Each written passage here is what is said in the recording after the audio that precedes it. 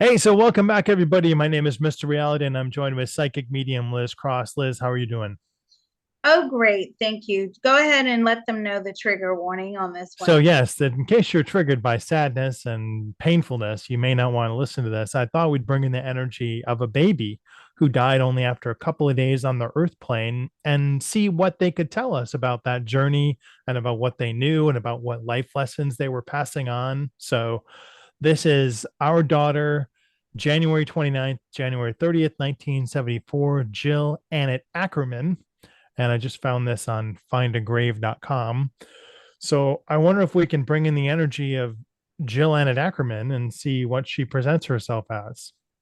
So, as I look at her now, she's presenting herself to me as an adult, probably from the 1800s. Um, and she's kind of like, what is that character? Oh my gosh, I can't remember. Like, kind of like a forthright female character. And so maybe she had that long life before and then a short life in the 70s. Yes, she had to do this. She had to come down for 2 days. Can she share us the story of the day that she was born and what she was afflicted with and why she died so quick? Why did you die so quickly? That was the plan all along. So I feel like the parents had a lot of trouble conceiving children, and this was supposed to be their miracle baby. And unfortunately, they had some sort of like genetic malfunction. I feel like there was trouble breathing on her own. She was quite sickly. There was a blood problem as well. But this was supposed to happen. I think she had a brother who died very young too. Did they fulfill a life journey to not incarnate together, but have such a short life? I mean, what's the lesson for the parents? Well, the lesson is grief stricken, right? And how you have to appreciate each and every individual that actually manages to survive on the earth plane. It's a reminder of how difficult life can actually be and how precious each life is. Can she share a moment from that short lifetime? I mean, does she remember the lifetime? It was only 2 days with her parents, or did she not maintain any of those memories? No, she remembers it. She remembers being held and her mother crying her eyes out because they knew the baby was not well. And the love that her mother felt that, I should imagine, is this like any, when you see in the movies, like somebody's dying and they're being held in somebody's arms and it's always tragic or whatever. And she said, yeah, it was exactly like that. The person's going, you're trying to comfort them as they're passing, you're hurt, you're terrified, you're angry. Why is this happening? Why is this happening to us? There's a lot of, difficult emotions, obviously, to work through. And a lot of questions are being raised, like how can there be a God if this is happening?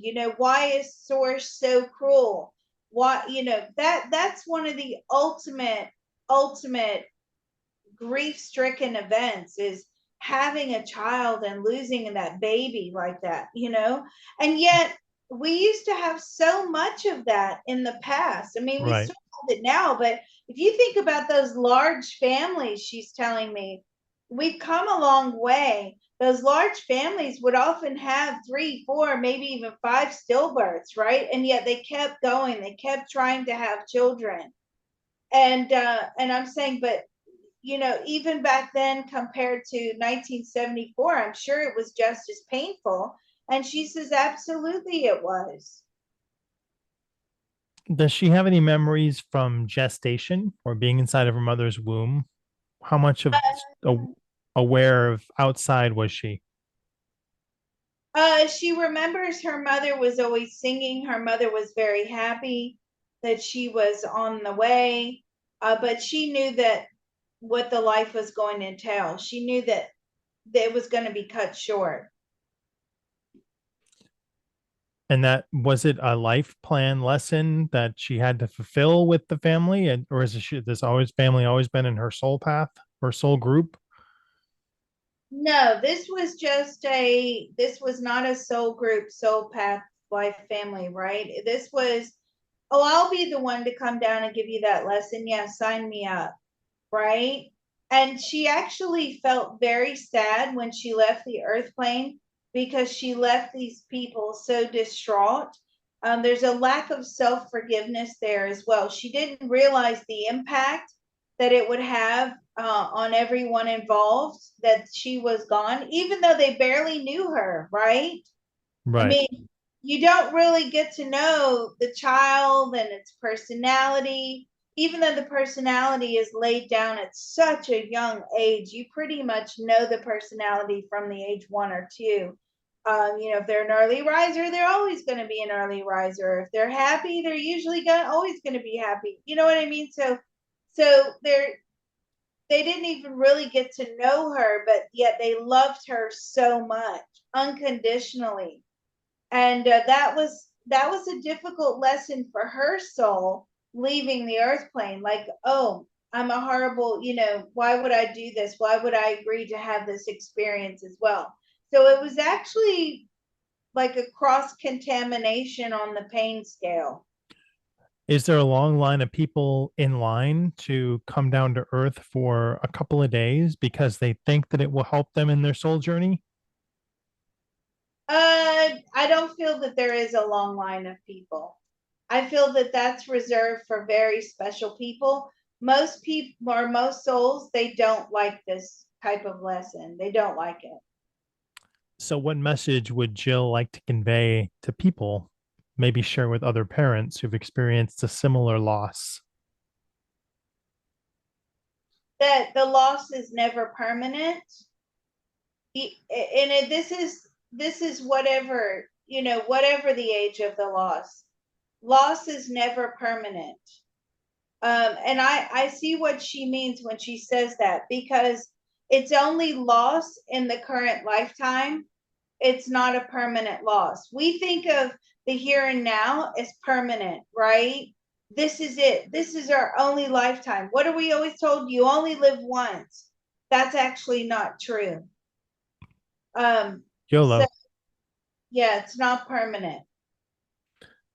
And so, has she reincarnated again? No, It's a long time. Why not? she's waiting around. She wants to take a long break this time.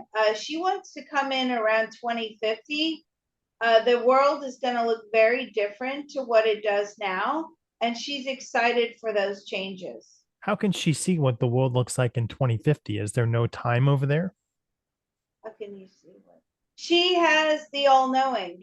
There's a big element of all-knowing when you're on the other side, and she believes that her life goals or her ascension goals will be met if she waits until 2050.